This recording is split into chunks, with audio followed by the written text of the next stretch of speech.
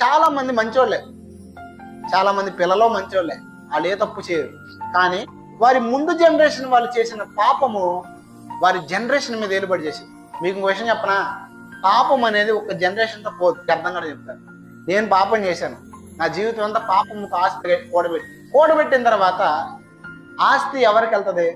నా తర్వాత generation. Same time జరిగేదని తెలుసా? నేను చేసిన అతిక్రమాలు నా తర్వాత జనరేషన్ కూడా వెళ్తాయి.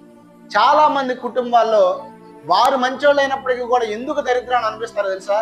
పితరులు చేసిన శాపం, పితరులు చేసిన పాపం, వీరు చేసిన దాన్ని బట్టి పిల్లలు కూడా అనిపిస్తూ ఉంటారు. మీకు అర్థం కావడానికి విషయం చెప్తాను. ఇశ్రాయేల్ ప్రజలు ఉన్నారు కదా, ఇశ్రాయేల్ ప్రజలకు పుట్టిన పిల్లలు తప్పు చేశారా? ఇశ్రాయేల్ ప్రజలు తప్పు చేశారా? ఇశ్రాయేల్ ప్రజలు చేసిన తప్పుకి 40 సంవత్సరాలు ఇశ్రాయేల్కు పుట్టిన పిల్లలు కూడా తిరిగారు. ఎక్కడ అంటే వీరు చేసిన తప్పు ఎవరు అనిపించారు?